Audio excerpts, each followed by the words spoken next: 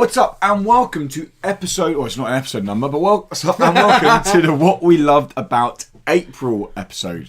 If you're wondering what we loved things are, the double what really well meant. Oh, okay, cool. If you're wondering what we loved about shows are, they are effectively what we loved. Wow. One thing I want to clear up that confusion, because some things I'm going to mention today, and I think other people mention, didn't actually release in April. Now, these are things we found or watched or done in April. It could be something that released in the 80s, but we found it or read it or watched it for the first time. We've just returned to it recently. And we're like, wow, I loved that about that month. That was really nice. We normally do 3 things each, kind of go around, 9 overall, and share our favourite things. We often disagree about things on this show. This is probably where we disagree the most on this show. I think we disagree in every show. I was about to say that, yeah. Disagree everywhere. Yeah, but the slight difference this week, and I'll say it now, we will give a bigger warning close to the time, but the slight difference this week is we're going to do 2 items each, and we all loved Avengers Infinity War. So we're going to go into a full spoiler cast at the end. I'll give a full warning when that comes in. So we are going to go full spoilers. Ending's going to be spoken about. Everything's going to be spoken about. How DC show up in it's going to be spoken about. Like so, theories, everything like that talked about. We're just going to go crazy about it. Yeah, cool. Cool. Should we just go in? Oh, let's just. Should we do the intro? Who we are? That'd be good. Sort of bit. Patreon. You know, the classic bits that we're supposed to do. Those names coming across now. Big boys. The Big Boy Club. The Big Boy Club. If you want to join that Big Boy Club, you can. You are in luck, my friend. I'm speaking to you, sat right at home in your boxer shorts or knickers, watching this show. This is personally tailored to you. You can join that Big Boy Club. The name's going across screen on the video. $5 gets you that. Gets you a week early access to this video and another video, and gets you exclusive access to our weekly podcast pre and post shows. Or you can just pay $1 and get most of that, apart from the scrolling name, and you don't actually get Big Boy Club. You just kind of get Little Boy Club or Girl Club. Your choice. Yeah, the boy is gender neutral. Yeah, it is. In this sense. Yeah, it's more like boy. Yeah. You know. B-O-I. Like out. Yeah. Yeah. That's how you spell boy anyway. B-O-I. B-O-Y. B-O-I. It does sound like he's saying B-O-Y. B-O-Y. Yeah, that's how you spell boy. Sorry, B-O-I. Even the dyslexic can figure that one out. B-O-I. There you go. Yeah. Okay, so I'm Lewis. You can find me at What's Up Woody. This is Dan. You can find him at The Dice Bear. And this is Tom. You can find him... Well, you can't find him anywhere really because he's very elusive. You can find him. Find me. If you look at his Twitter, Twitter, will not appreciate you. If you look at his No, come on. You told them to fuck off in the last podcast. I appreciate these dickheads, right? Just because I insult them doesn't mean I wouldn't want them. People can find you on Twitter. Why doesn't anyone find you? Good question, Lewis. I'll take it over to Dan. Dan, what do you think? Well, I think the reason that people don't find you, Tom, is because they don't understand the genius that is Tom's EGX Resd tweets. To be honest, as creators that we are, I am insanely jealous of Tom's tweets. There you go. And I would steal them. Tweets or tweet? Because I think he's only tweeted once. No, he's tweeted quite a few times. Do you not remember the greatest game of the show, Toilet Roll, or the greatest game of the show? Hey, I stand by that tweet. Which tweet? That one. Yeah. Also, our reoccurring photos of tweets and thumbs. See, that's a crossover sort of thing. We mix it up. So if you follow me, then you should really follow Tom. That is true.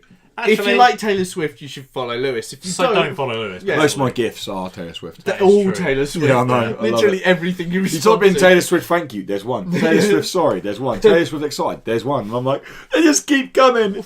There's a plethora of Taylor Swift gifts. Hey! It's back. You've watched the other podcast. You know why that's fun. It never went. So this is our kind of, once a month we do this. If it's the first time you're listening to us, then wow, you're still here.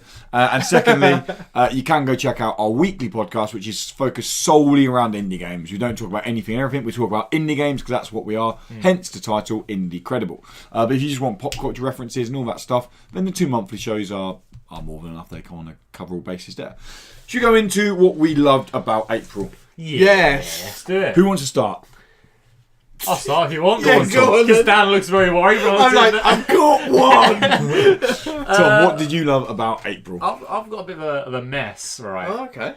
And I'm going to give you two random numbers, and in my head they correspond to one of the things. Okay. Okay, go for it. So you've got 1, Yeah. and you've got 82.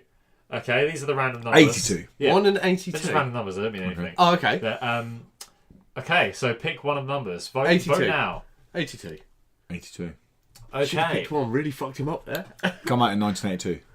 No, it's arbitrarily picked. They're just random numbers. Okay. I like the fact that 1 and 82 are your random numbers. Yeah. Well, It it's says a random. lot about you. Does it? Yeah. Well, it probably does to someone who knows that shit.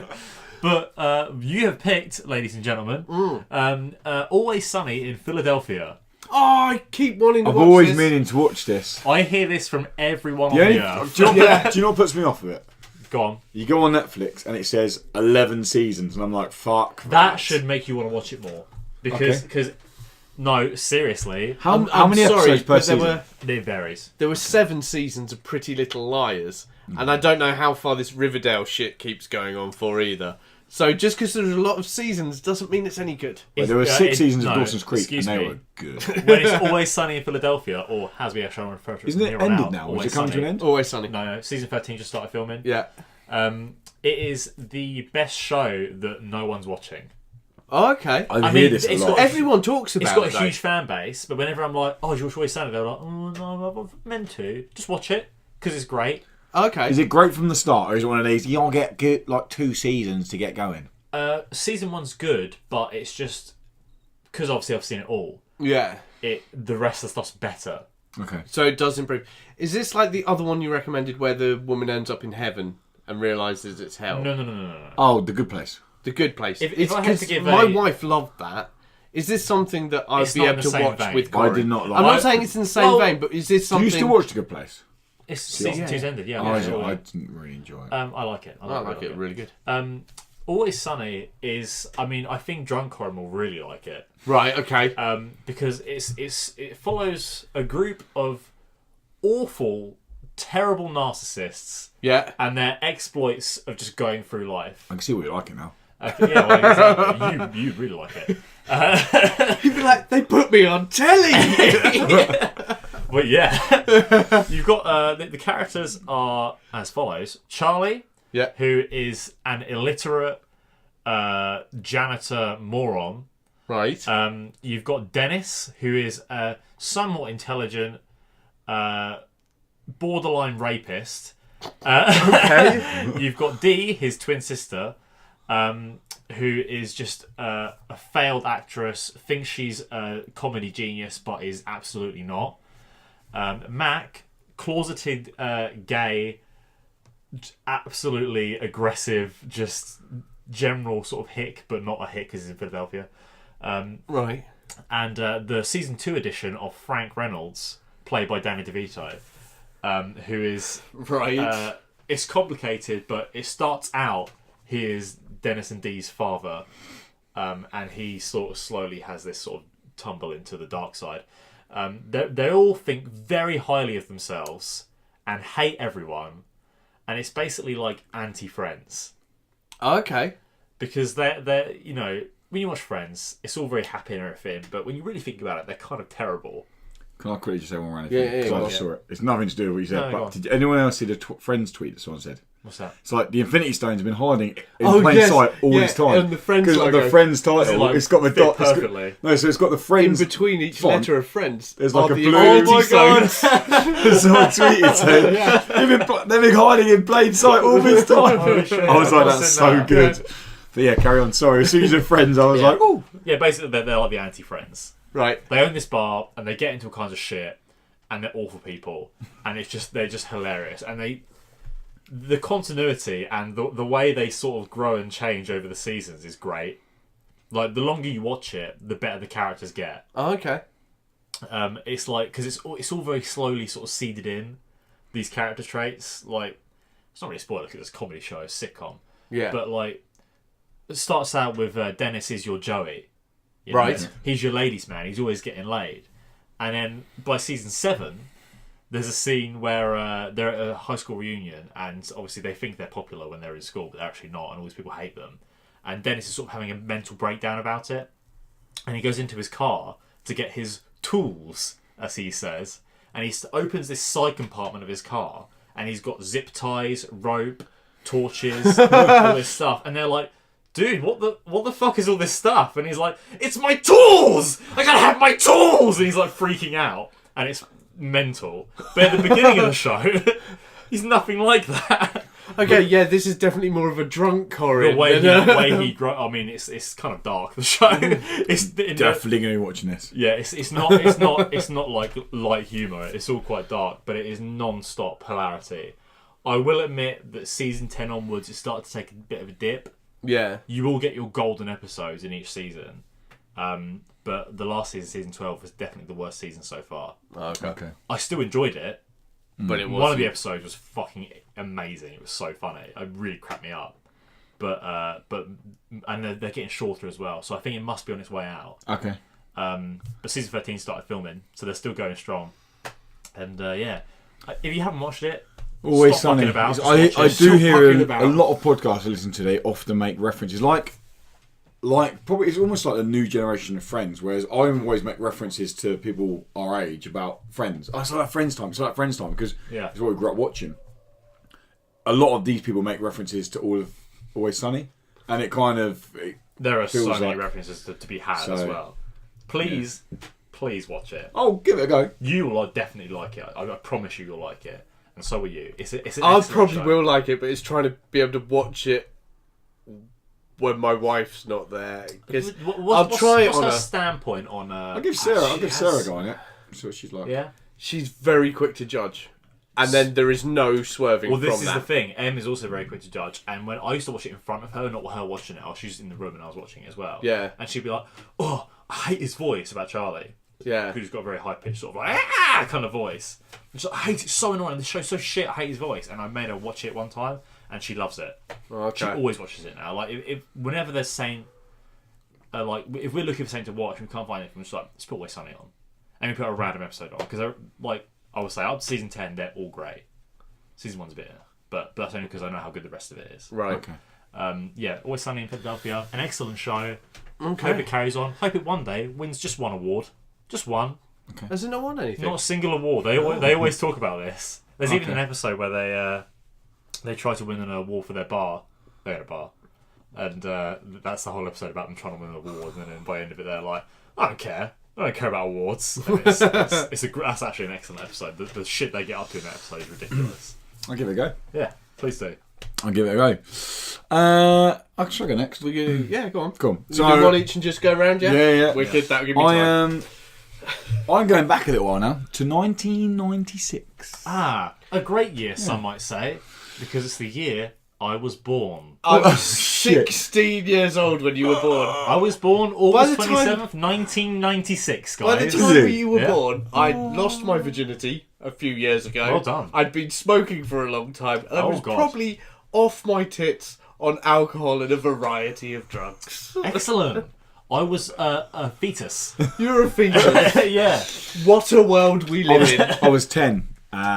So he was off his tits on Yeah. drugs. He lost lost his his virginity.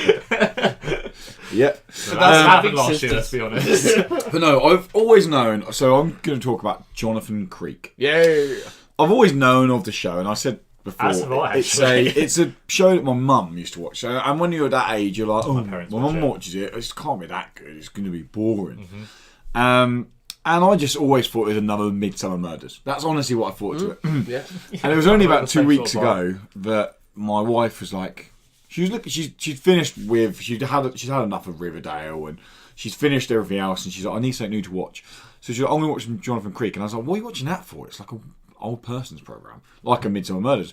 Don't get me wrong, Midsummer Murders is okay to watch. It's easy watching, but it's not great. Anyway, she was like, oh, watch you with me. So I was like, all right, fine, we'll sit down and watch it. At the end of the first episode, I was like, yeah, it was pretty good. It wasn't like amazing. Let's put another one on. Like 2 or 3 episodes in, I was hooked. And it's just so good. And I hate this saying, but I'm going to use it. Here we go. Is it feels as if it's ahead of its time. Because there's so many programs now doing that dry kind of sense of humour character that Jonathan Creek brings, that Alan Davis does, on a regular basis. But at the time, I don't think there's probably anyone else doing it.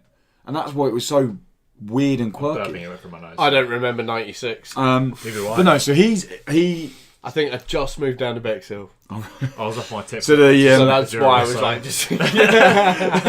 It's like, so the premise is for people who never have seen or know what Jonathan Creek is. Jonathan Creek is the main character. He's played by Alan Davis, who you might recognise, who you know from QI. yeah. He is a, what do you call him? The job title? He's an ingenue. Ingenue. So basically, for anyone who doesn't know what an That's ingenue someone is, who designs and creates the tricks for people. so he creates Ingenue. illusional tricks. Is that a word, illusional? Not at all. No. But carry on. Yeah, I just He clocked your creates face. illusions. He creates illusional tricks. No, just illusions, mate. You don't need to add the trick on there. If it's an illusion, you're already faking I like how you someone. just had to add He random creates a syllables to words. plethora of tricks. For the performer This word to isn't perform. long enough. And Let's add two more syllables on. Carolyn Quinton is a crime author, and they kind of randomly get put together. And he has a very quirky way of solving crimes by being an illusionist or an illusionist creator. Illusionalist. Illusionist. Isn't it illusionist? That's the word, isn't it? It's an illusionist. I said illusionalist. Oh, he's like. I was We're making just a joke. taking the mic, mate. Just Making keep it going. funny, Just don't keep worry. going. Oh, it wasn't funny. Keep the train moving. So yeah, I don't point that out for they you, they, right? they get put Swear you're together, right. and so three things I love about it. The chemistry between them two on screen, because it is mostly just them two, is fucking brilliant. It's like laugh out loud. How you'd imagine, like it just feels so natural. It doesn't feel like I almost feel like Jonathan Creek is Alan Davis rather than Alan Davis is Jonathan Creek, What I don't get and it's just so good. is later on they got rid of her. Caroline Quentin's not Yeah, in it anymore. so- Someone else comes in to replace Yeah, so it. we're only on season 3 at the moment. There's 5 seasons, but Sarah told me that. She said, yeah, Caroline Quinton isn't in the final season. Yeah. I don't know why. I don't know if we get there and there's a story. No, I've not got that far yet. But the murders, or they're not always murders, there could be thefts, or the crimes are so fucking clever. And you're always there, like, you know, like when you see Magic Trick for the first time, and you're like, how do they do that? But it's like them telling you how they've done it. And he's going, oh, you do this and you do that. And I'm like, oh, that's fucking genius. It's classic Sherlock Holmes. Yeah. You know, you have this incredibly intelligent character Yeah. turn up and go, what? You mean you don't understand It's kind of this? an arsehole about it, yeah. You yeah. bet. He's a smarmy, smart arsehole about Yeah. it. Yeah. But gets away with it because he's Sherlock, he's yeah. quite charming. Yeah. Like this random scene the other day, and I don't know why I found this so funny, but she's like using his typewriter because he doesn't believe in technology, like because it's when PCs are just coming in. And he's like, "Why would you use technology? Like anyone can get to your thingy." And he's like, "I use a typewriter," but his S doesn't work. And then she's like, "Oh, it's the most S is like the most. How can I not use an S? It's the most common word in the alphabet." And he's like, "Actually, it's the 8th most common word behind." And list them all off, and she's like, "Trust you to fucking know."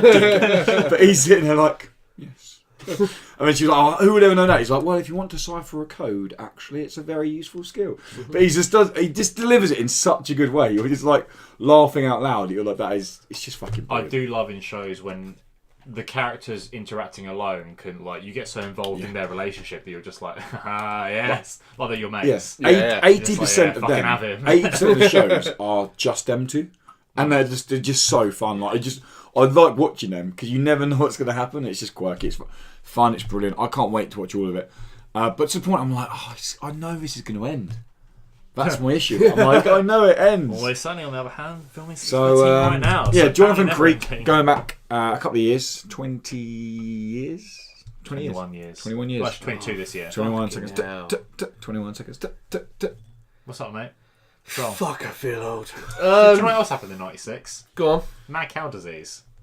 That was It happening. was, wasn't it? Yeah. Do you know what else happened? You were born. Yeah. Is there a correlation? Let's think about Mad Cow. Tom was born. I can come out with comment. a guarantee. I can name a bigger news story than the mad cow disease from '96. Okay, go on. Go on then.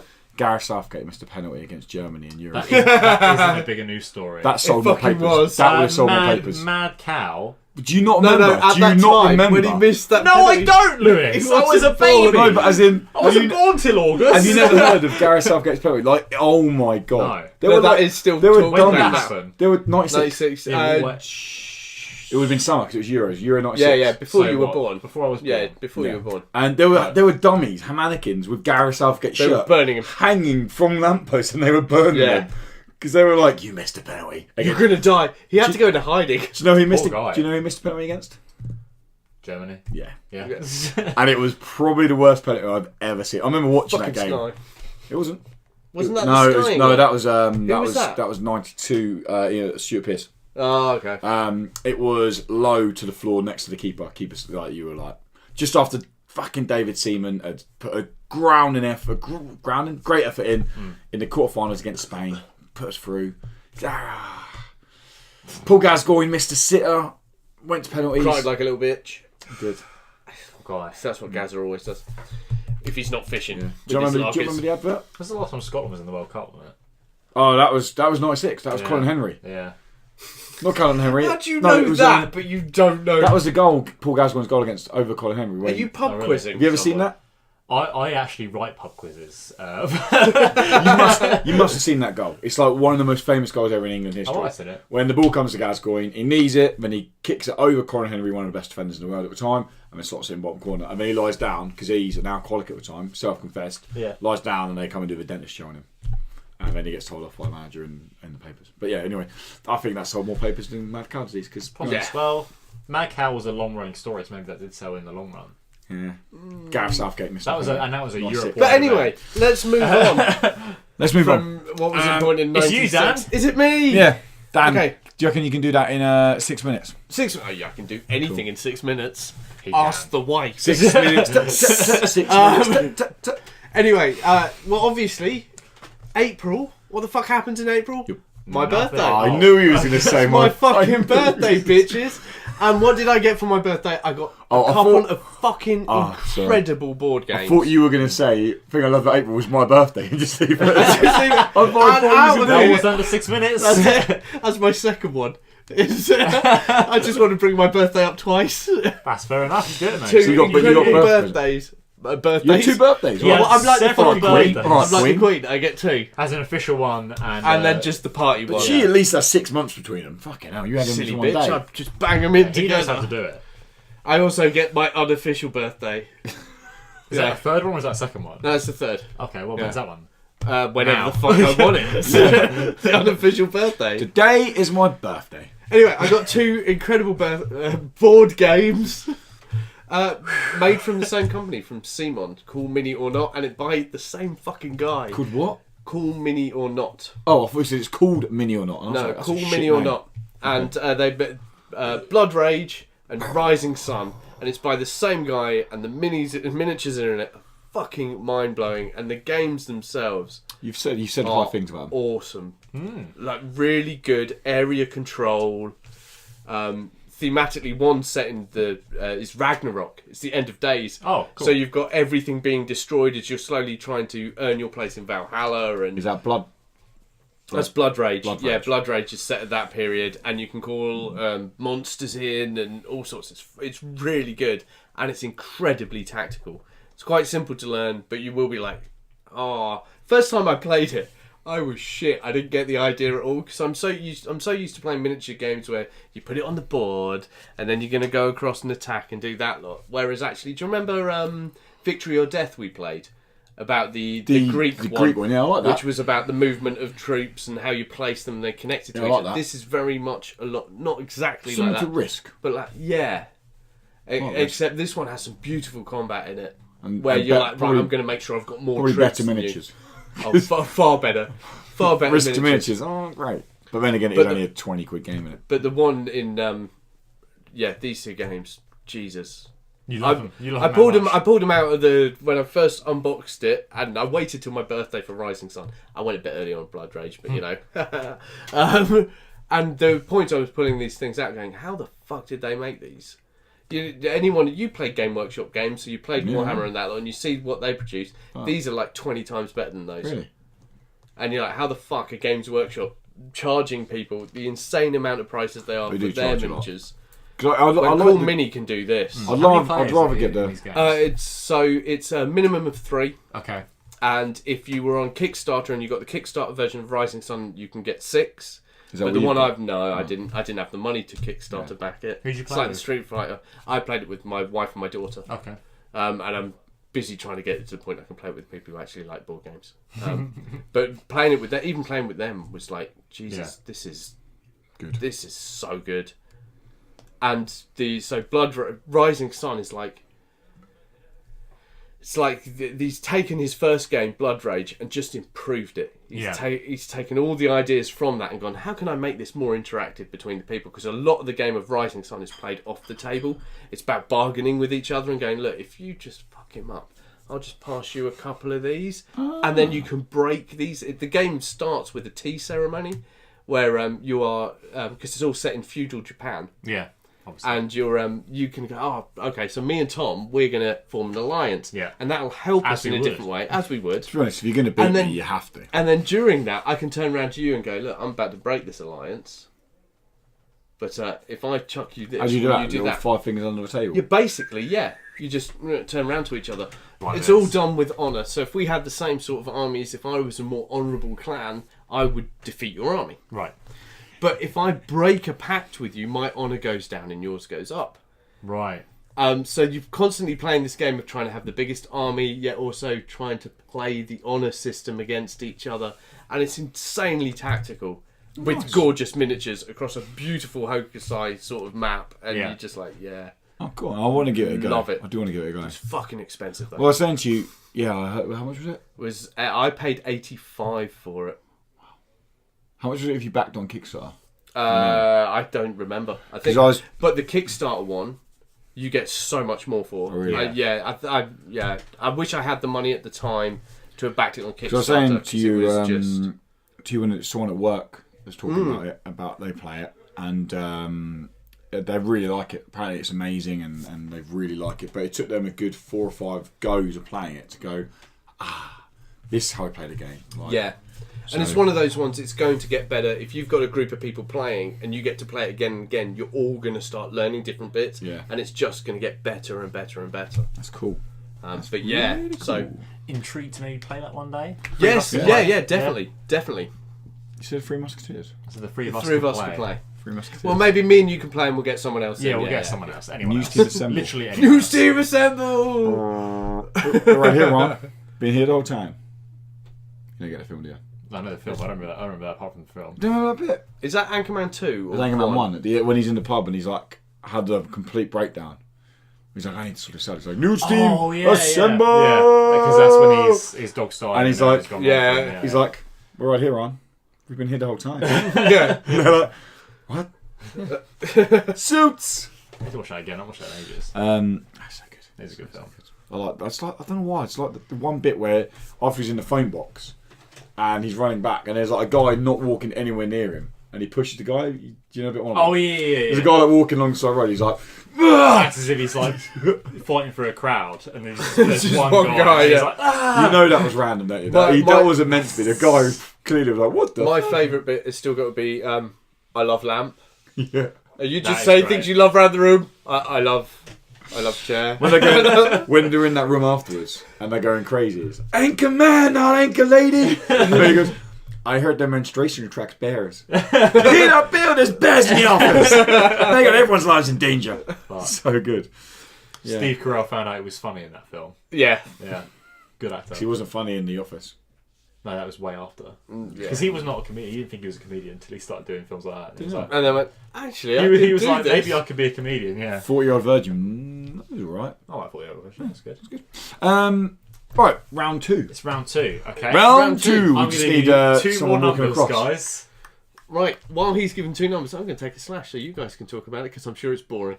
Ouch. Okay. Harsh. I don't want to pause the No, podcast. go I'll for tell it. you what. You Tell both me can what choose it a is. number though, right? Okay, go for it. 413. Yeah. Okay, minus 8. Oh, -8. Negative 8. Yeah. Then I'm talking about. Well, do I want to get a choice? Go on. 405. It He was said 13. 13, so it's negative 8. No, you it's said negative 400. You said 413 minus 8. 405. Okay. So it's -8 then. Right. So negative 8 Well leads done on the us maths, mate. Well done. to the very niche book series of Ooh. Harry Potter. That's right. I'm rereading Harry Potter, and it's one of the things that I've been doing this month. Okay. Never read it. And I want to. which is actually good while you're the one staying. Yeah, I wanna because he read hasn't it. read it, so you can have a good Yeah. discussion because I love the book series. And I like the films up to 4. Then I think they get shit. Interesting. The book that I've got to in this month is I've just started book 4. Which is the Goblet of Fire. Goblet of Fire. That's my What I favourite think is film. the fifth That's my book. favourite film. It's my favourite book, coincidentally, but not my favourite film. But then you don't get to see Fleur de Fleur. She is way hotter in the book. But you don't see her. How do you know? She's all in here, mate. Mate, you make her Hagrid's up. Hagrid's hotter in the book. It's true, mate. Because he's in here. He's well fit. Yeah. But yeah, I've been rereading them. I haven't read them since I was 16. And fuck, are they just fun to read? Okay, so I'm going to be completely honest Yeah, here. go for it, yeah. The reason I didn't read an actual worded novel book until I was 20 Yeah. is because I was never great at reading. Right. And I always steered away from it at school. Like, I would deliberately make sure I never got put in a situation when I was read. And I couldn't ever admit that because as a kid you're like, I'm not going to say I can't read. Fair. I could read, but I struggled. Yeah, Really yeah. struggled. Reading a book would have took fucking ages and I'd have got bored. That's why I got into graphic novels so much. And that my mum's route into it was like, well, let's get you some graphic novels that will help. And it did help a lot. Yeah, but yeah, definitely. it still didn't kind of get all the way. And as 20, the first book I ever read, and you can laugh if you want, was P.S. I Love You. And the only reason I read it was because I worked in a campsite when I was 20, and they had like a bookshelf, and they never judge a book by its colour, but it was the only one that didn't look like a 60-year-old person would read it. So I was like, I'll give this a go. Yeah. And it was easy to read, and I forced myself to read then when I was abroad. Like every time I'd stop reading, I'd get another book. Yeah. And I'd force myself to. So now I could, but I'm still not like a quick reader. I'm still not like, you're reading a book, I'm not like a like fly through the I book. wouldn't say I'm quick, but I'm fast enough. So after fucking banging on for a whole 2 minutes about how I couldn't read. That's fine, yeah. If I was to read Harry Potter, because I've always wanted to read it, is it going to be like a real complex? I know it's designed for kids, or can I just blitz through it? This is and what enjoy it though? I was going to bring this up anyway, so it's good that you've said this. No, I knew that. So. Harry Potter is written really well. It's not the most complexly...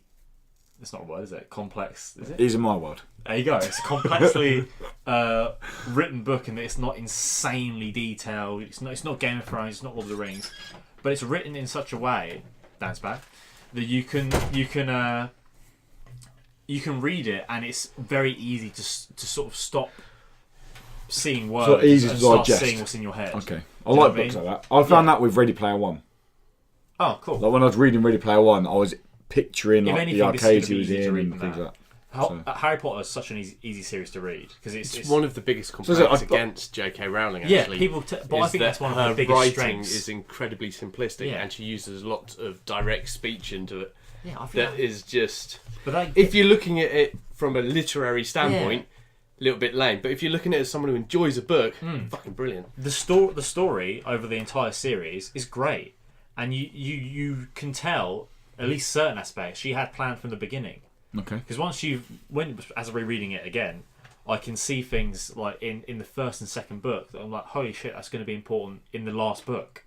Like this is going to come back, and it's just such, like I was saying before, it's just such an easy, just sort of, it becomes less about reading the words and more about you just sort of, it's flowing naturally, and your mind's making it up in your head, Okay. and you're seeing it, and you're getting really involved in the world of Hogwarts and everything, because it's such a fantasy, especially when you're a kid. Yeah. But when I first read it, I was a kid, obviously. So the whole idea is that you'll be taken away from a normal life to this, amazing wizarding school where you can do whatever the fuck you want.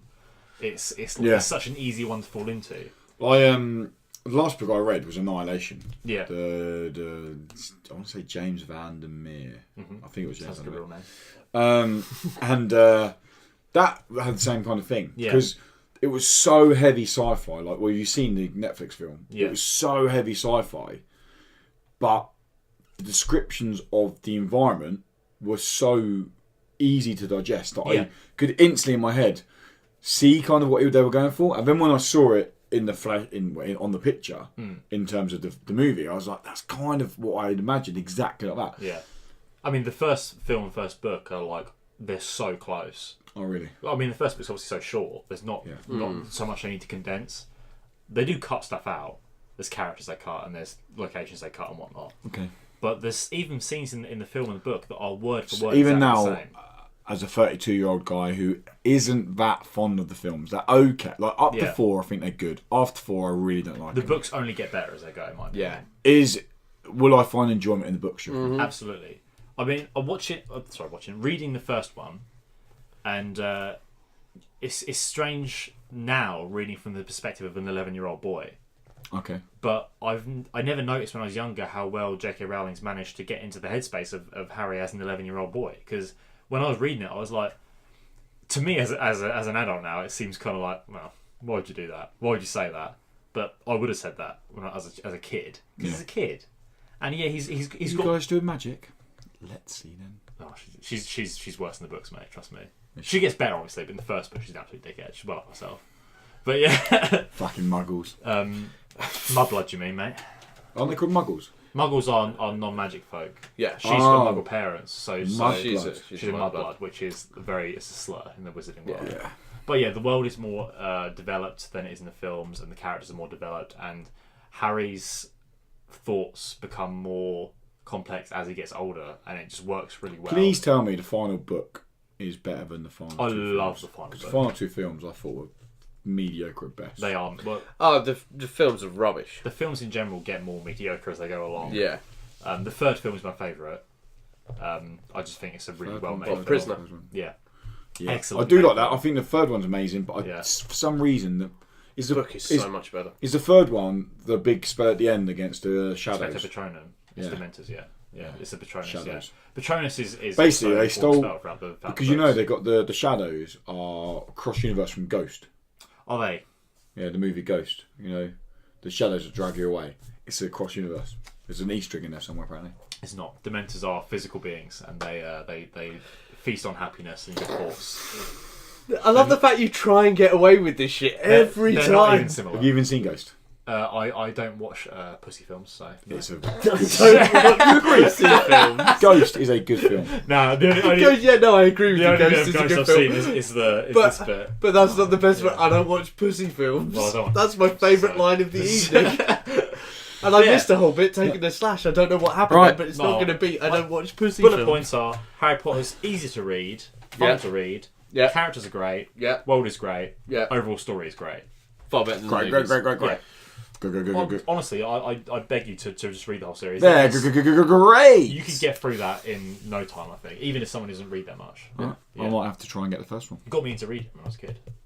I want to buy them because I feel like if we was to ever have kids, it's something that I would need to have.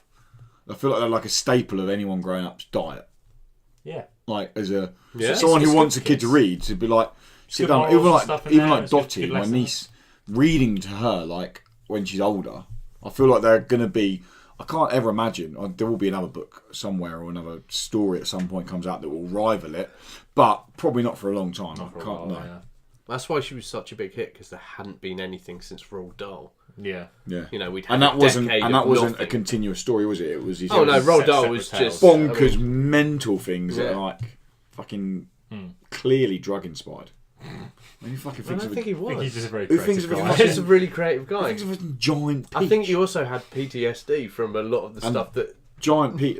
Produces good books. Is it James the Giant Peach? Yeah. Shit, didn't like that book. Really? Yeah, Twix was is my favourite. It's all about George's Marvellous Medicine. That's the big one. I never read that one. Oh, right. You want to watch, just on a thing with that, you want to watch Rick Mayall does George's Marvellous Medicine. Look it up on YouTube. It is the never heard of best shit That sounds ever. Ever. All right, Fucking do love you do my second one? Yeah. It's not going to be a very long one, but I had to mention. So I was thinking today on my walk up to work. Okay, what am I going to talk about in the podcast? What in April have I left? And I nearly went with the Swords of Ditto because I did really enjoy that game, and I've gone back actually and started playing again to try and find little bits here and there.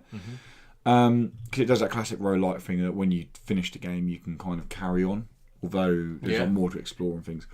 But I was like, it was a good game. I really, really enjoyed it, but I don't know.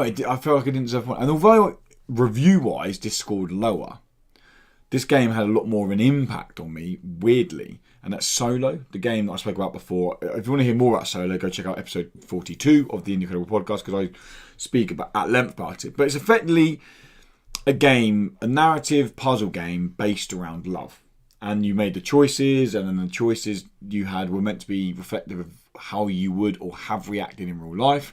And that would open up different pathways on the islands for you, and then give you a different kind of ending to the story.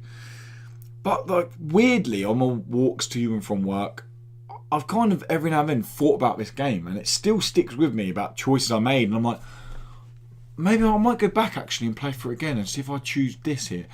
To the point where I was like, I wonder if I go back and choose make decisions based on if I was 18. I'm tempted to go through and do that and think about how would 18-year-old Lewis react to this and see how it differs and see. I don't know. And it just kind of stuck with me. Like, I don't know if it's a charming, like, adorable art style to it, or if it is the kind of questions that you're proposed. But just something about that game. Maybe it's the kind of interactive element of how it become personal to me, because they ask you to name the one you love and all things like that. So the narrative is tailored to you. It's Sarah's what was mentioned. So I'm tempted to go back and almost add in like a girlfriend's name from when I was 18. And play it as if I was 18. And how did I approach that situation? And just see how it gives back me like that. I don't know, maybe I'm being weird, but I keep thinking about it, and it's a game that I've not thought about a game like this. Last game I thought about this, and you'll take the piss again, and that's fine. It was Gone Home. And I don't know why, but Gone Home, I would think about that game for so long afterwards and be like, oh my God, what if my sister was in that situation? What if my family? And I'd think about that all the time. And this is the only other game really I think that's had that impact. That has just been like, wow, like, yeah, and it's weird. I don't want to talk at length about it because I've spoken about it so much. Yeah. But Solo is only on PC at the moment. It is coming to consoles, especially the Switch. It will look great it will be perfect on the Switch. Like every fucking game we talk about. Yeah, but yeah, it is coming. It is coming to consoles, and it's a really, really nice, fun little game. I can't say it's fun because it can be emotional depending on the decisions you make. It's good. But it's very impactful, and it has, like I said before, a very clever way of you make a decision because you're like, yeah, of course that's the right thing to do. And then you walk away, and your little ghost partner, whatever it is, there will make a comment like one I said before was like, do you want to be with the person forever? Do you not know what's going to happen? I was like, don't know what's going to happen in the future. And you walk past me and they're like, I thought we'd be together forever. And you're like, no, it's not what I meant. But then it is that case of sometimes what you say isn't always come out the way you mean it. And it's just like, So things like that. That's, so that's what I'm going to talk about. That was my second favourite thing from April because it's just very kind of still stuck with me. Solo by Team Gotham. Good name, Team Gotham. That's not bad. It's a fine name. Yeah. I mean, it's not Haters Got Wood, but if you want to know, what Haters Got Wood is, then you need to pay $1 and go watch episode 43's pre-show and post-show. Where Dan just talks about wood. Finish off round two. Round two. My fourth thing of what I really enjoyed about April, and it's actually another podcast. Oh, we're out of business. I'm going to pimp another podcast, but it has nothing to do with indie games or pop culture or anything like that. It's actually to do with history. Ooh. It's Dan Carlin's Hardcore History, and it is fucking brilliant. Sounds it's good. The only way. Yeah, that is exactly what I thought. I'm into history. I'm in. So it's not the one about spreadsheets. No, I haven't listened to that yet. But so I was out celebrating someone's birthday, getting drunk, met up with an old friend of mine, and he said to me, "You've got to listen to Dan Carlin's Hardcore Histories. He does a whole series on World War One. Yeah, the build up to it, everything happens, but the way he describes it." He makes it interesting. He makes it to the point you're actually, holy shit. This isn't like sitting through my A-level history lessons where I was just thinking, I wonder how far I'd have to cut into my arm to actually see bone, with a pencil. The GCSE history and it was a fucking nightmare. And got an F. I actually... because it's all essays, that's why I got an F. I started doing history as my degree. Yeah. And I had a massive disagreement with... my tutor at the time because he wanted me to use his book in everything I did. Right. And I was like, well, that's not how sources work. Yeah. And that's not how history works. You need to go to multiple sources. First, add, secondary, primary and secondary sources, and that's how you build a picture. And he was like, well, if you don't put my stuff in, I'm going to mark you down. So I didn't put my stuff in. He marked me down, and I left the course and did an English literature degree instead. Yeah. Because I'm like, fuck you. But Dan Carlin's Hardcore Histories, he has World War One, which was brilliant. It's 6 episodes. It's like 12, 13 hours of this guy who seems to bimble on. You know how we chat and it's just banter. Well, it's like him on his own, managing just to keep that banter going and chatting on his own, while talking about absolutely everything that's going on. He takes this massive view of such a huge topic, and he makes it feel real. You understand everything that's going on, and you're just like, Jesus. Just how World War One started is insane. It's absolutely insane. Everyone knows about Archduke Franz Ferdinand being shot. Now, what I learnt was... Did you not know that? A shot that's heard around the world. I never done history. I dropped history in year 9. Well, one of the things I didn't know is I thought it was just your classic JFK assassin, one person. There were 12 assassins there. Oh, I knew that. I didn't know that. They all fucked up, didn't they? They all fucked up until one of them got lucky by accident was driving backwards. The Archduke was driving backwards, and the guy who was the assassinator was like, "Oh, that's the bloke I'm supposed to kill." Bang. Yeah. And there's a statue of him in this other country. And it started World War One. Yeah. And it was like I was taught this in history. It's insane, is just isn't it? Fucking crazy. Yeah. He completely like given up. He was going home. Yeah. And then it's like, oh no, it's gone wrong. They were taking a diversion to get away from all the assassins. Yeah. And they bump into an assassin. And he was like, and he just shot the guy, and he was like, there you go. But what's even weird is all the assassins pretty much got away. And then it related into this whole big Germany and everyone else trying to take over places before Russia came in. There's this whole big scene going on. And Dan Conn does an amazing job I'd be really of talking about it. To that, yeah. At the moment, I'm listening to King of Kings, which is Greece. So it's just Spartans. It's looking at Cyrus coming on. So this one, I believe, is only 3 episodes. But each one of his run... I mean...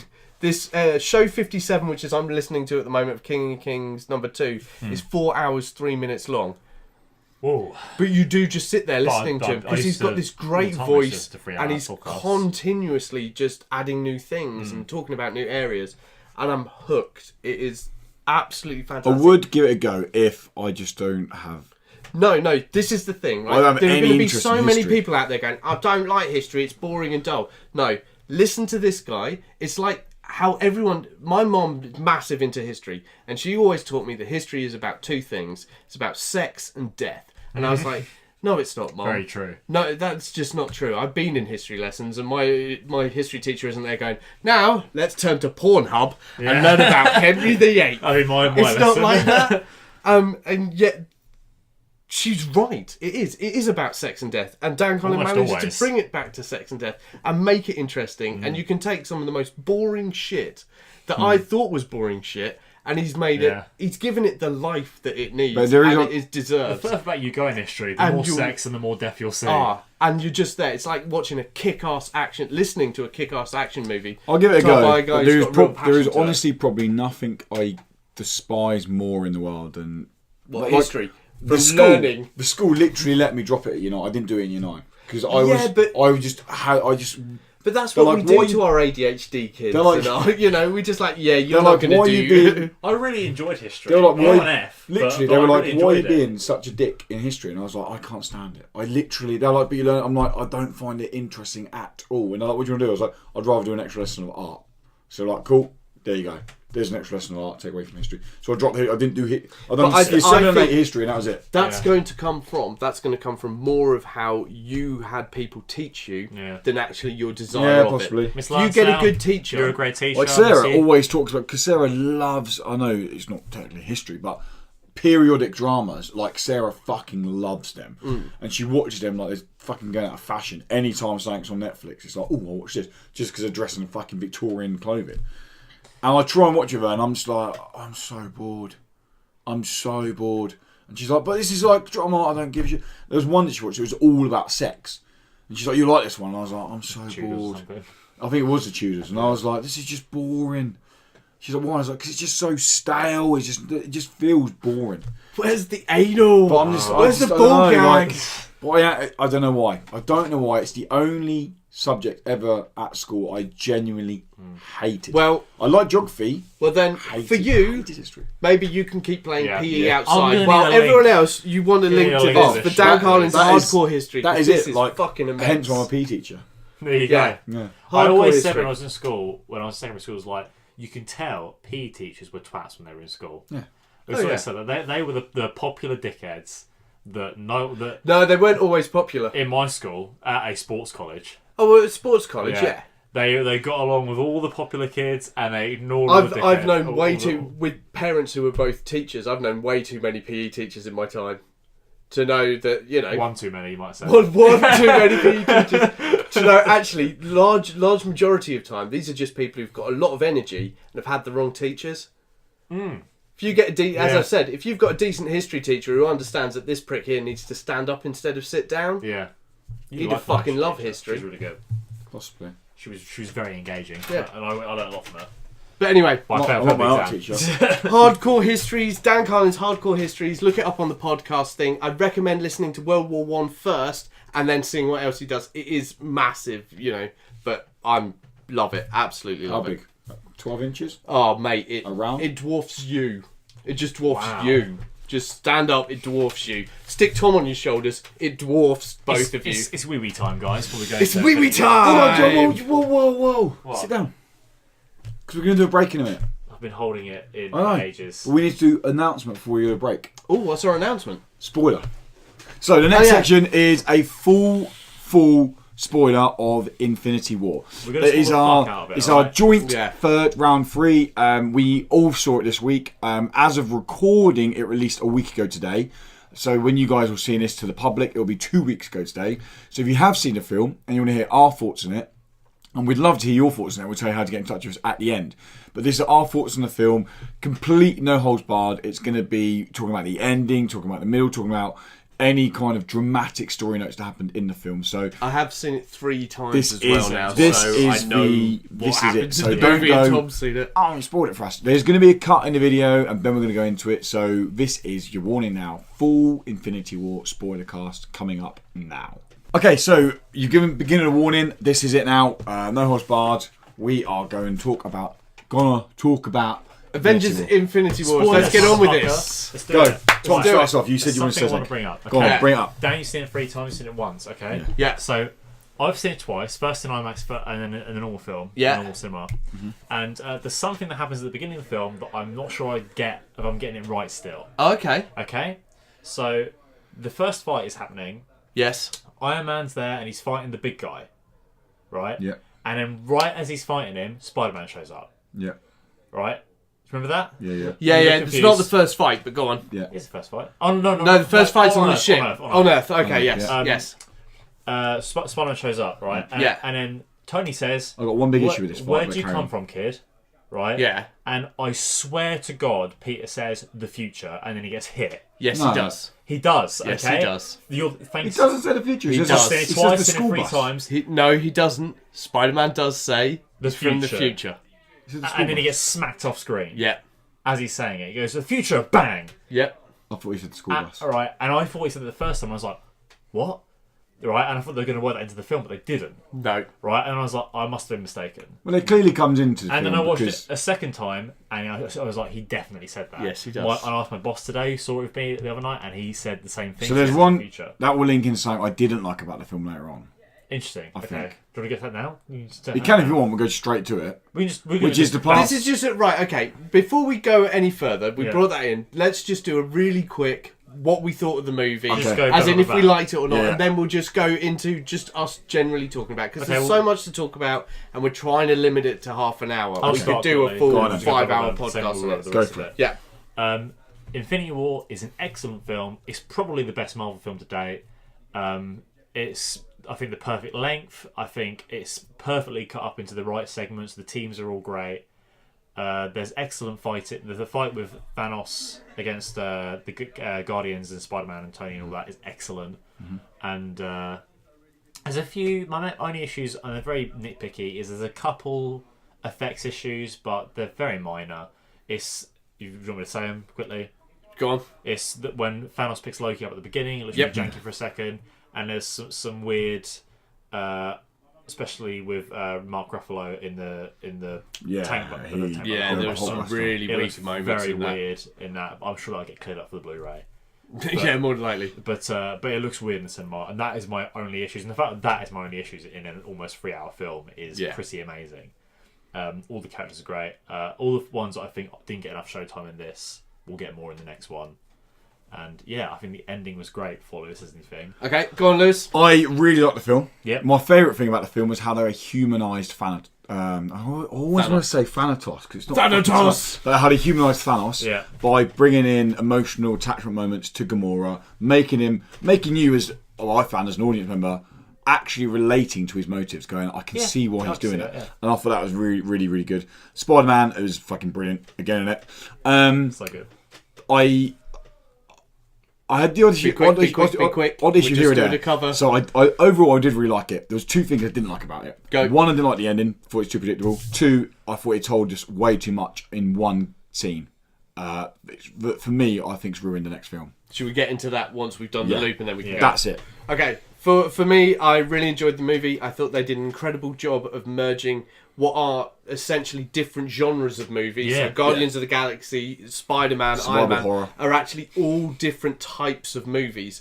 Guardians is a very pop culture heavy movie. Spider-Man is very much looking at a younger audience, and Iron Man has usually been a darker, more serious look at it. Yeah. And they managed to combine all of these, keep their elements safe and happy, but put them all together along with what I think is probably the best movement on Thor that we've seen on screen finally. since Ragnarok. I did say that, but finally, I literally...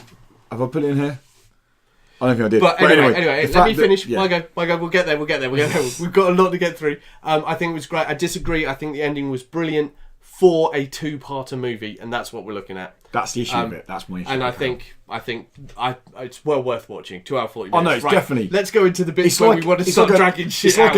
I just want to clarify here. This is like if I don't review movies, this would be like a 9.5 movie for me. Yeah, but it's a brilliant movie. because I have so much like invested investment years in of it, reading it's comic books just to the- really it's hurt. just- It's all the films for me. there's two things for me, but the two things that I don't for it. like are really glaring. Go for it. Go Come on, on, then. then. Let's Okay, so the first thing I don't like is at first I didn't know what to think about it, and I said to Dan about it, and then going home and thinking on it, I was like, I didn't actually like that. And it's when Doc Strange is there meditating and he's going, and I'm like, what's going on? He's going, I've seen 14.7 million outcomes. Which one's right? Or how many do we win? One. And then when he says, Tony, it's the only way, we've just been told that them all die and they're going to come back because it's the only way to kill Thanos. They've just told us how it ends. But the thing is, They like, told us that he has to do all that even if to kill Thanos. So we know that this is all meant. Lewis, That's my issue with it. even if they hadn't had said, Doctor Strange hadn't done the whole like I've seen the future and all that thing.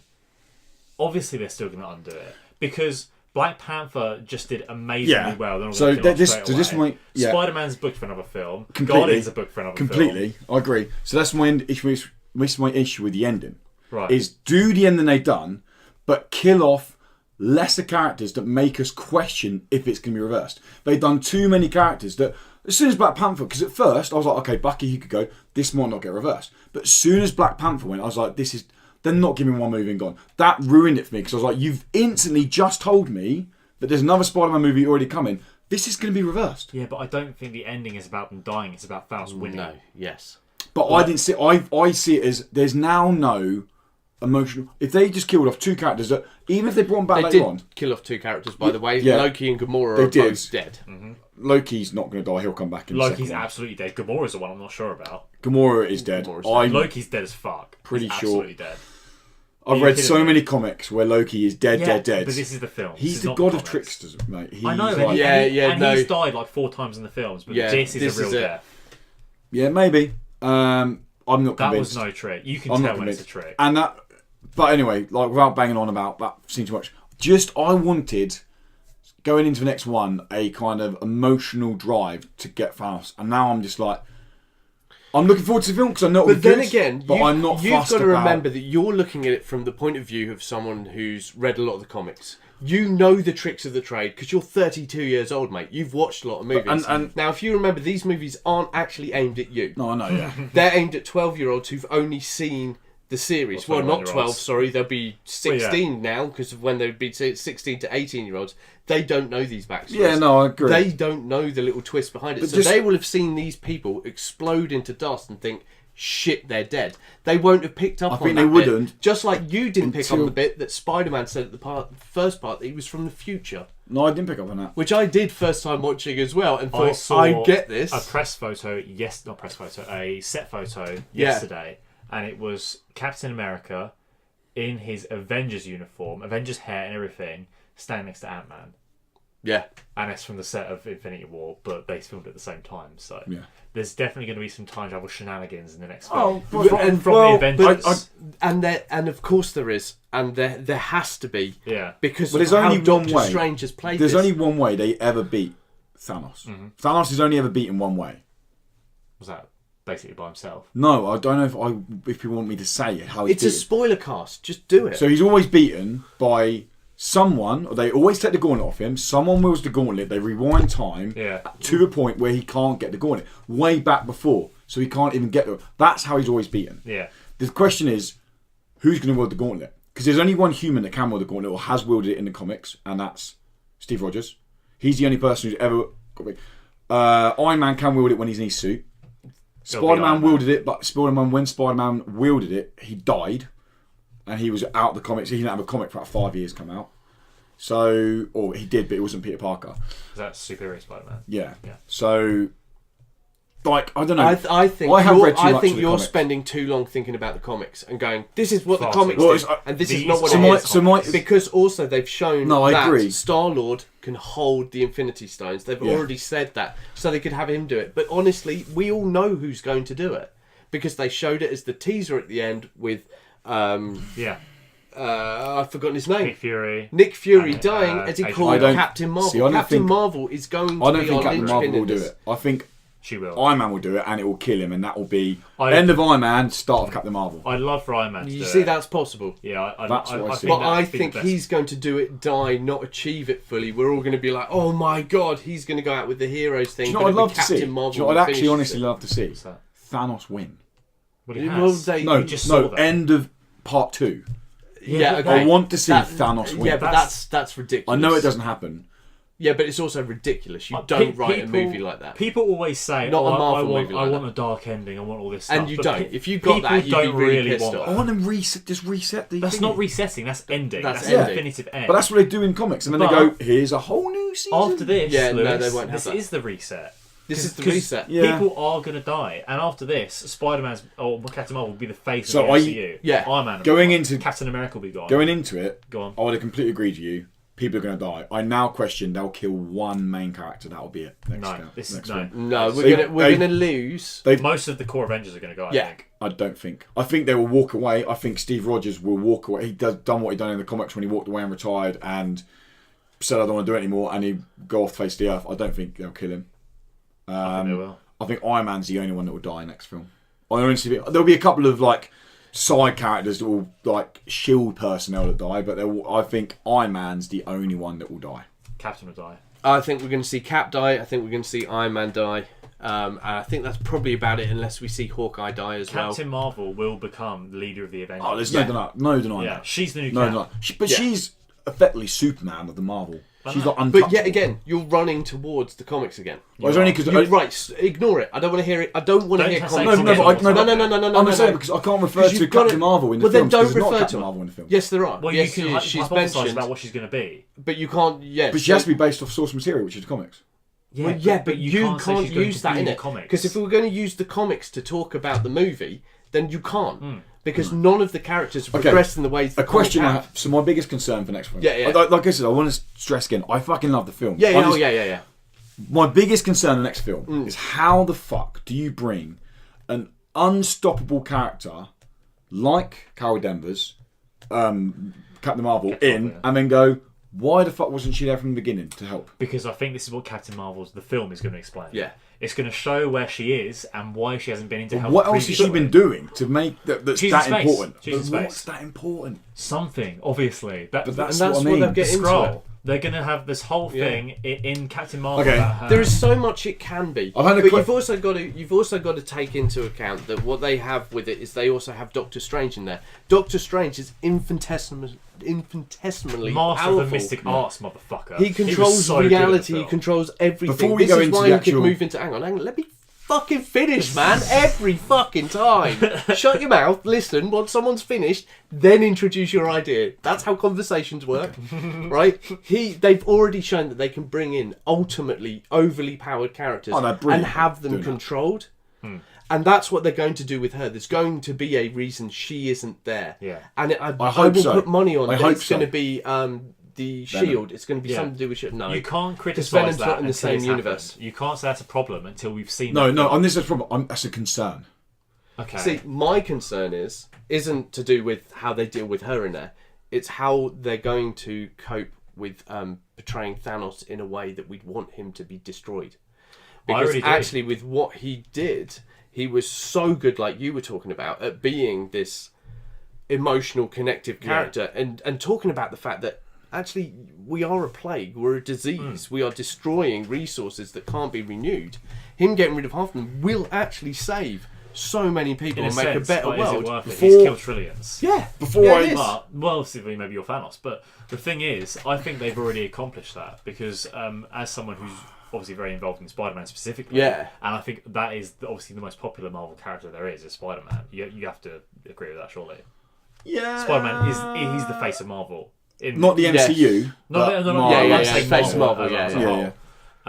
And killing him off and having it being so heartbreaking because he's a kid and he's got Tony as his father figure and that whole thing where he falls into his arms and he's like, I don't want to go, I'm really sorry. I didn't find it heartbreaking at all. I found it annoying. Well, I thought it went on too long. Cynical old men. No, but because I know with that, because I know he's not dead. That's the annoyance. I'm sitting there watching this, going, he's just disappearing. That's silly. Yeah, just disappearing. I knew that when I was watching it. Trust me, I knew that. Yeah, but I watched it and I saw him fall into Tony's arms, and I was like, oh, for fuck's sake! And then that like tears in my eyes at that point. I wasn't crying, but my eyes were watering, and I was like, that's really fucking sad. And I hate Thanos for doing that. Oh, okay. Because that's upsetting. It's really upsetting. I thought they dragged it on a little bit too long. With Peter's death. Because everyone else died. But Peter was like, oh, Papa Love. It was a lot. And it just went that little bit too far. I was going to say earlier that I think they should have made a big deal about Bucky as well. Yeah. Because it's sad for a split second. Because he goes, Steve, and then Cap turns around and he disappears. Bucky has been in it since Captain America. Him and Steve are... Well, the whole Civil War and everything was caused because of this relationship. I wanted to see Captain America be devastated by that, but all we got was him disappearing and him being like, what the fuck's happening? Yeah. And then it cut away, and then it showed the Guardians disappearing and all that. So before I run through my little note thingy, one question I have for you, which is thinking quite far in the future now. Obviously, this is the reset. We know after next month's reset. What villain, because there has to be a villain, like Thanos is the villain, referred to constantly. What villain is going to be the next villain? I have my hopes. I'm not really interested at the the You're not? No. I think it can only be one. I'm more interested in what they're going to do with the I honestly think it can only be one. Go on. Doctor Doom. No. He's the only one I think comes anywhere close to being as powerful as Thanos. I always thought Doctor Doom. And that's the issue. But Doctor Doom was always a pussy. He's a bit of a joke, isn't he? He's fucking... What did you think, though, of seeing the Red Skull? Amazing. Wasn't that a fucking brilliant moment? That was very good. When I saw it in IMAX with my mate Alex, we did the marathon together. Yeah. And we were saying, like, because we watched Captain America and we were like, there's a space stone. I said to him, he's not dead, surely, because the space stone is obviously taking him somewhere. Yeah. And we were like, wouldn't it be cool to see him again? And then we were sitting next to each other in the theatre, and when he came up, we were like slapping each other's legs, like, fucking look, it's back! And it was so good. It was such a good moment. Just an amazing moment. Genius idea. To actually say what I liked about the film, because I feel like I just hated on it. I really liked how they balanced in Thor and Bruce Banner's absence from the last Avengers film. Right. It didn't feel like they were shooing them in to go, we're just going to get them back in there now. It was actually like, okay, they've been away. And the first scene with Bruce and Tony Stark. Black Widow. Oh, right. I thought it was shit. It was just a look. It's all it needed. To be fair, it was just a look of going like, and also remember, they're not the couple. It's her and Hulk. And Hulk wasn't there. It was Bruce. Ugh, I don't like that. No, but that's what it Hulk's is, isn't a it? 2-year-old. Hulk. No, but Hulk is obsessed with her. Yeah. Bruce isn't obsessed with her. No. But Bruce, Hulk's obsession with her comes from Bruce's inner feelings. Yes, no, and true. that's where it comes from. But Bruce knows that. So the awkward look was perfect. I think it just sold the scene enough for me. The fact that the whole Thor meeting the Guardians, I thought it just everything felt him and Tony well. was better to me. What Felt did really you good. think of the talking about that scene where they mentioned Hawkeye and Ant-Man? Well, they're saying they're I on like the fact they house arrest and mentioned them. all that. They didn't need to mention them. I really loved. I don't know why I loved it so much. Cap's entrance was so 80s action movie. When he just like catches it, I was like, And he goes, "Oh." dun-dun-dun. Yeah. I was like, I love this. Dun-dun-dun. I was like, Screen yes. time, like you said, I think the screen time was perfectly balanced. There wasn't anyone I thought got too much screen time. Yeah, Yeah. people I thought got too little, but I'm not angry about it. Yeah. I'm going to be honest. I honestly thought I was going to cry in the Gamora scene. Really, I didn't. I really thought the at all. Gamora bit was beautiful. Absolutely it was amazing. really, I thought it was good. incredible. And seeing Thanos cry was like, fuck. Thanos crying, Yeah. that fucking That hit was me big time. In fact, amazing. every time I watched that, I knew it was going to happen. They got to the top, and he just turned round, and His it's tears when in his Red eyes, Skull yeah. goes, "He's not They're crying not for for us. you. They're not for They're him. Yeah. not for him. They're for..." Yeah. And you're like, Because there was a "Shit, moment, the it was chills." so well done. There was a moment where I questioned if he was going to.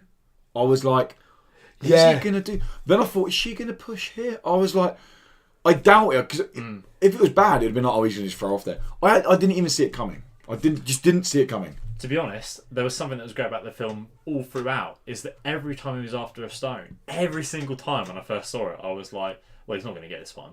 Yeah, and every time he And- was and- I and- said and- to you at the and- end, and I was really like, happy. I was like, every time I got one, I was like, fuck, he's got another one. I said to Dan, They're fucked. He's got another one.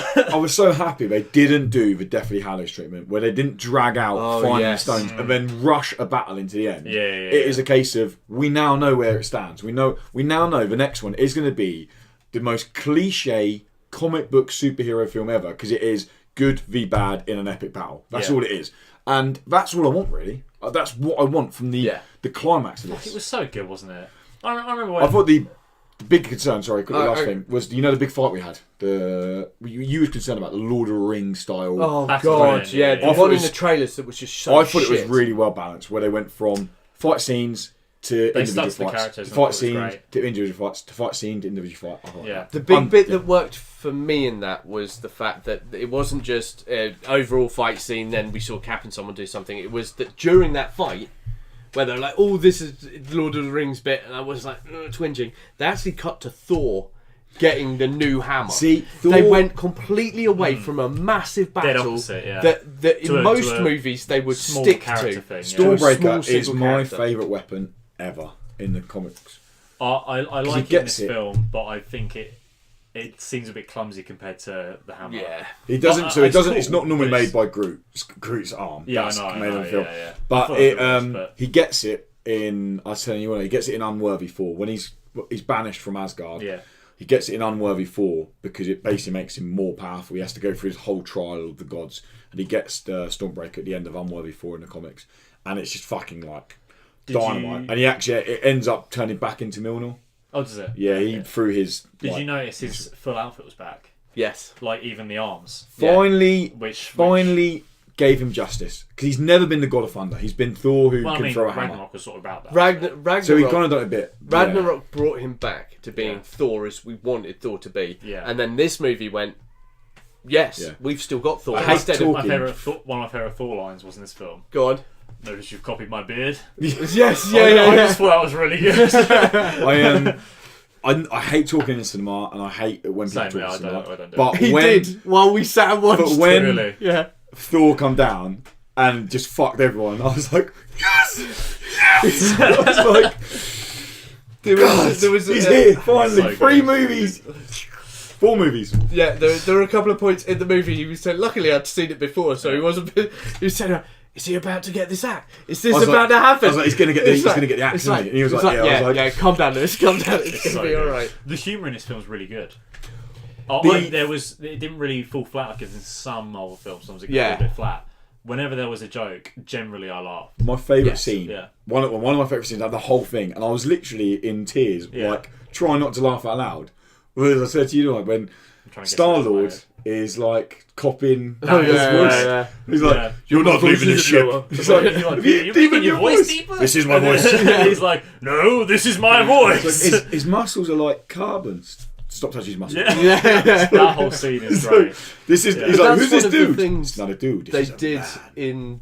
did really well in the movie is that could have been in a Guardians of the Galaxy Yeah. film on its own. The Yeah. script But they've writing, done that. everything about it was Guardians exactly was- like a Guardians Guardians was great. movie. I loved. And then sorry, I go was on. going to say, Drax, how long have you been standing there? Oh yeah. Oh yeah. And then he's like, I've lost the arse, standing Can't see me. completely And still. then Mantis turns Hey up. Drax. He's like, hi, Drax! He's like, damn it. He's And the Drax The stealing fact the that they show. got Kevin Bacon in there. Yes. Yeah, little Kevin What's Bacon. the reference. Avengers? It's like it's a I- collection of Earth's mightiest heroes. Peter Like and Kevin Bacon. Peters, little moment there. He's Yeah. like, is it still the greatest film in the universe? Never was. yeah. He's like outraged at him. He's like, what? Yeah, it's the two pop culture icons. One from the 80s, one who just Yeah. riffs about now. So good. Yeah. Yeah. I also like the bit, there was this beautiful line that Iron Man says after they've, Peter comes down, oh, have you seen this old movie called Aliens? Yeah, yeah. And then they suck the bad guy Yeah. out of it. And there's just a glib one line that Iron Man says to Doctor Strange. And Doctor Strange, oh, was this your plan? And it's like, hey, I've got to trust the kid. He knows movies. He's seen more movies, yeah, he sees more movies than me. And you're just like, and it was just a throwaway Yeah. line. Do you know what's something that really got me? Yeah. Comedic wise, the second viewing, not the first viewing, the second viewing. Tony Stark calls Peter Quill a dipshit. Yes. And for some reason, the second time I saw that, that fucking got me hard. I was like, it's like, that was excellent. The fact he just like, just straight up just calls him a dipshit. Dipshit, yeah. I was like, great. That's exactly what I want to hear from these films. And I think that's one of the things they've done really well in this movie. Is the multiple times viewing. Sometimes I've watched lots of these movies. I only see it once, so I can swear. And you sit there and you're like, yeah, okay, I've got everything from that one viewing. yeah. They've done it. You watch it again, you'll start picking up these little subtle I do wanna lines, watch you'll it start again. picking up I these do little wanna bits. watch If it you again. do watch it again, watch out for the I'm from the I'm future. from the line. future. I'm gonna look out for that. And I keep googling it and no one's talking about it, and it's really angering me because I swear he says it. I think what's happened is I was most convinced he people said have the seen school it bus. once, Yeah. and they haven't heard That's that. what I thought. I honestly School thought bus, he said yeah. from the school bus. Yeah, he says no, I'm from the School bus, future. He says I'm from the It future. doesn't sound similar, I know. Yeah, yeah. I'm trying He to figure out- definitely says I'm because from the future. I keep trying to make myself think that I'm wrong, but every time The this is bit the I thing. haven't seen, and Go on. I've tried to watch it on my third time. Yeah. Because the second time, I can't tell what suit he's wearing. When he swings in to get the other guy, and he says, "I'm from the future." It's I can't tell what suit he's wearing because I don't know if they're the same person. It's the homecoming suit. No, the homecoming suit is worn by the other Spider-Man who comes from the bus. There are two Spider-Men in that scene. Where? There's in the bit when they're in the park Yeah. and they're fighting, and you have the first Spider-Man who comes in and says, "I'm from the future," Yeah. isn't the same as the second Spider-Man who comes along. I'm sure it is. It's the No. normal suit, isn't it? I don't think it is. You think it's a bit different? I think it's different, and I think what we're Subtly seeing is, different. you remember the bit where he's going magic kick, magic Yeah. punch. Yeah, yeah. I think we're seeing a mix of that, and he is jumping in from the future to stop that point, and then his other self comes in and chases He's definitely the not other wearing the Iron guy. Spider suit. I don't know. He's definitely not. I've watched it 3 times and I I don't know. know. I'm saying he's definitely One not. 'Cause question- His face is red as fuck. It's the OG suit because I remember seeing it and thinking, damn, that's Spider-Man, because it's so red. It's so classic, like bright colours, like Right. comic booky looking. Because obviously you see the sort of big hammer thing the guy's got. Yeah, on his yeah, face, yeah, like, yeah. Like out the side, and I was like, there he is. Yeah, oh yeah, that's true. He does. It's definitely the Well, red suit, but I think it's still a different Peter. I've one issue with that scene. What's that? Like, Spider-Man would have just nailed that guy. no, the way they finish Spider-Man's it, strength in this, by the way, excellent. They get his strength. The way they Spidey finish sense was it- brilliant as well. by creating a portal and sending him to another planet. Why don't you just Yeah. do that when he's walking towards them at the beginning? What? The big guy's just walking towards them at the beginning, and they all start freaking out, and they all just fucking smash up half of Manhattan. I'll tell And you then he why. goes, "I'm gonna open the portal and send him in It's there." because it's boring. Yeah, it's true. Oh yeah, yeah. Videos, movie-wise, yes. Because they could do it in the But comics. I get as well, that, But maybe. you've But I got to mean, remember, but- though, you've also got to take the other side. Doctor Strange has the time stone. It wasn't, him, any it wasn't point- him that opened it. Yeah, was so this no, it doesn't dude matter. from- Doctor Electronic Strange finds out, oh, Thanos has made a glove. Yeah, Yeah, no glove for him. No glove for him. Yeah, true. but he doesn't. But that's films. No, because you can't do that. Because you can't use a stone unless you have it in. He has it in the eye. He has it on the eye of, yeah. And remember, And he Yeah. used it in the and he Doctor opens- Strange yeah, movie. He literally To change Oh, yeah. time and he and has control the the time film. He says, bubble. Dormammu, I've come to Yeah. bargain. Yeah. Yeah. And he repeats that time. He can use it.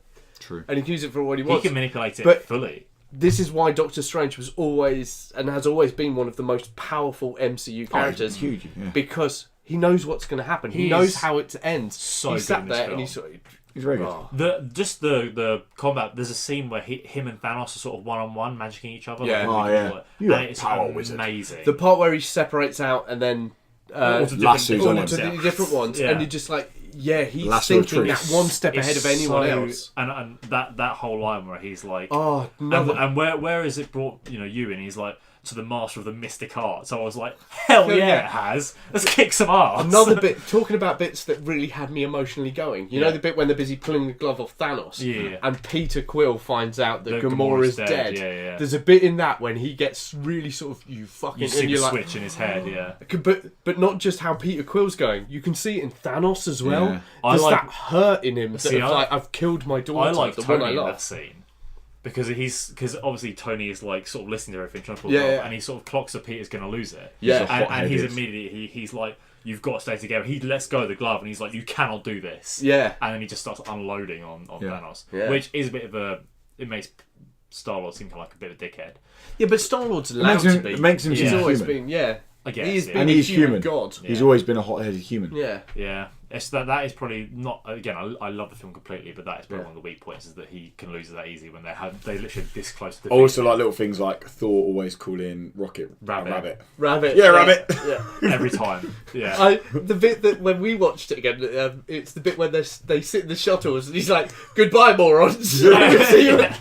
And it's like, It is why good. did I find that funny the first two times, but this time I'm like, it's yeah, that's really funny. good. Yeah, fuck.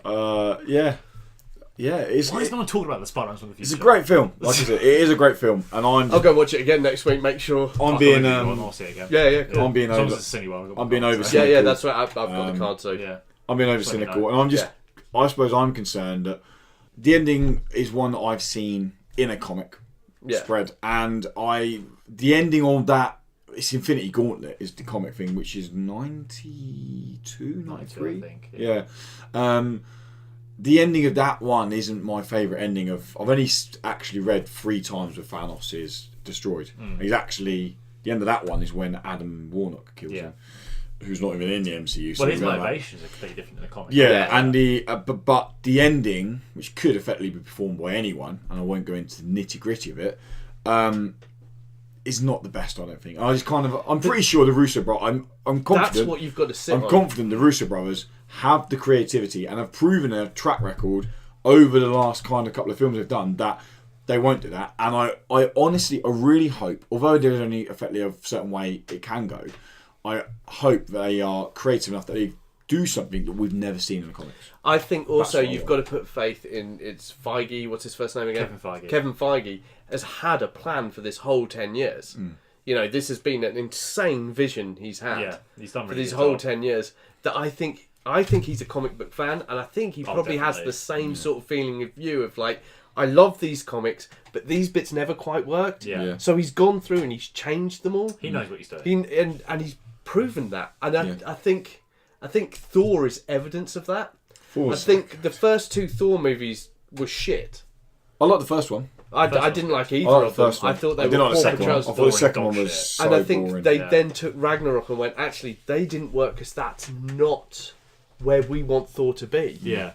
So they got Ragnarok and he got someone in who was willing to do that edge with him and realised that Hemsworth was a funny guy and could do that. Because And Thor just- 1's funny moments, but what I like about Thor 1 is Thor's a really hard comic to get into because there's so much kind of Norse mythology, Norse history around it just to understand the character.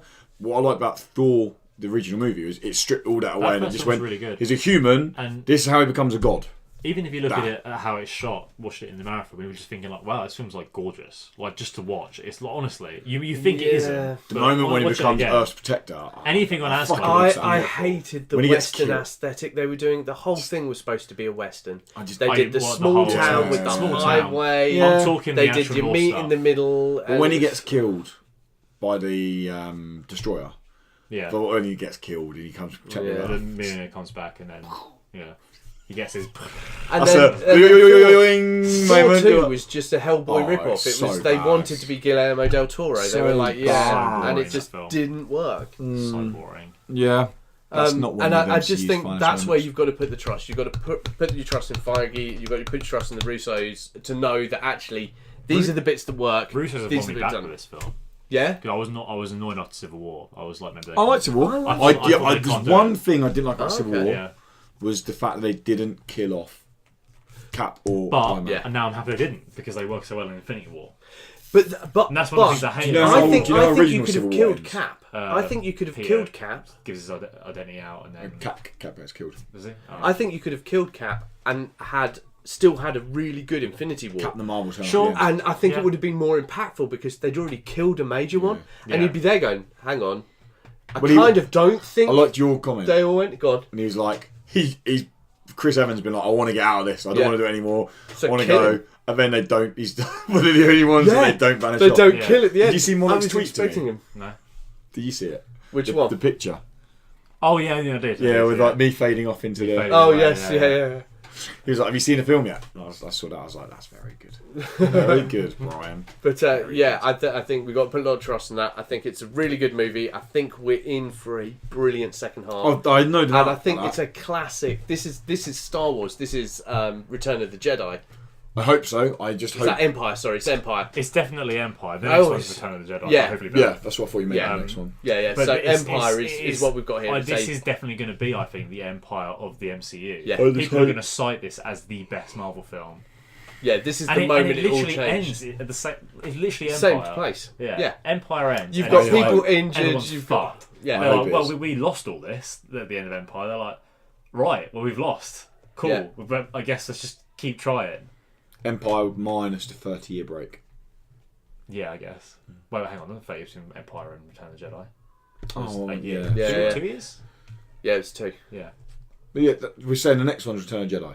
Yeah. Yeah, That's what I meant. Sorry. Yeah. So That's not next a year. 30-year break. But I do. Mate. Because not Brie Larson. That's fucking that is Captain America. Captain Marvel. Yeah. Comes out March 27th, and this comes out May the 16th. Yeah. And we've got Ant-Man and the Wasp. Ant-Man this and year. Wasp, and we've got I Deadpool 2. Oh, right. And that's we've not got- I don't think Ant-Man and Wasp. What? I like to think of it is in the same way that Deadpool has always been part of the MCU, in the fact that he's not really part of the I MCU, think but he does what he wants. And Wasp will reference the happenings of Except Infinity for- War. I don't think they'll. I've heard someone say I don't think there'll that- be any reference. No story tangibility to anything that's going on there. I heard someone say that maybe, like, at the end or in a post-credit scene of Ant-Man and the Wasp, let's say, would Ant-Man, for example, like, they'll just be living their life and then he'll fade away. He'll be like, and then the Wasp is left to fight for. Not going to happen for Ant-Man, obviously, because he's going to be the next one. But that's how they'll sort of link it in. They'll be I the end think- of it will link in with the I end think the of Ant-Man. Infinity I think War. Ant-Man is a good standalone film. I don't think it's a franchise. I think number 2 is going to be highly disappointing compared to the first I one. like the trailer, except for the fact that Ant-Man looks like he's fucking useless in the entire trailer. He looks like he can't do anything. It's like, well, come on. You can't have him be useless. Wasp looks like incredibly capable, but then Ant-Man looks like he can't do anything at all, and it's really annoying. Should we wrap it up? Yeah. Yeah, let's- You wanted one last comment. You were going to say something about Ant-Man Wasp. I think we're going to see Hawkeye in it Probably. as That's a our really good as point. our end thing. I think that's how they're going to link where those two have been, and I think Hawkeye is going to play a major role His family are definitely dead. in the next Avengers, Yeah. the big Avengers Ronan. movie. Hawkeye is going to come back as something else. Yeah. I said that so people think I know something, but I don't. I just It's Ronan, make isn't sure. it? Isn't that his second Yeah, Ronan. alter ego that Yeah. he has? 'Cause his Which he'll family- go because his family are His dead. family he definitely does. have been faded Yeah. away. And he kills Hulk. Really? That's in Civil War 2. Okay, well. Shit story. Oh, people don't like it. Ends very badly. It Starts ends promising. badly. It starts Starts brilliantly. promising, yeah, but it ends badly. Yeah, let's wrap up there. Yeah. That was our Infinity War spoiler cast. We'd love to know what you thought of the film. We genuinely want to know. I don't mean to come across harsh, not I actually like the film. My wife hates me because I'm so critical on everything. I watch a film and I'm like, that's wrong with it. And she's like, just enjoy You're critical it. for the wrong reasons. But yeah, I suppose we're coming from different angles, aren't we? Like I've. Well, it should be better for a podcast, So- let's be honest. Yeah, it'd be really shitty. Yeah, no, love yes, it. agreed. Yeah, but no, we'd love to know what you thought of Infinity War. Are you looking forward to Avengers. They haven't announced the title yet. 4. You can bet on it. Avengers Soggy Biscuit. It'll be the next one. They have Avengers come out and said Reassembled. they have come out and said it's not going to be called Infinity Gauntlet. The Russo brothers said we're a little bit more original than that. That would sound pretty lame. After Infinity War. But yeah, are you looking forward to that? And then do let us know. Podcast at indie-incredible.com or just leave comments in YouTube when this is available on YouTube. But yeah, you can listen to us audio or video. We're available on iTunes, SoundCloud, pretty much all podcast services. If you do like what we do, then subscribe. This is a monthly show that we do, but we also do another monthly show called the Not So Indie Show, where we talk more about kind of AAA gaming, but other things creep in, like TV shows and films and all stuff like that. We also have a real cool quiz on there that's called the Extraordinary Quiz. People love it. They're mad for that shit. And we also have a weekly podcast where we get around and chat about the world of indie gaming. We go through news, we go through what we've been playing, we go through latest reviews, previews, topics. And episode 43 of that is available now. Episode 44 might even be available depending on when you're listening to this. But anyway, that's enough of me banging on. As again, you can, if you want to keep up to date with my Taylor Swift antics and other things that I like, and hear me moaning about other films because I like moaning, then follow me at What's Up Woody. If you want to see someone do absolutely nothing on social media, then follow Tom at Shriek and Profit. If you want to keep up to date with the best and latest board game content, then make sure you follow Dan at The Dice Bear. Until next week, guys. Until next month, guys. Until next year, guys. Avengers out. We are not the Avengers, you know that. No, we are. We are. Oh, we are. I'm Kevin Bacon.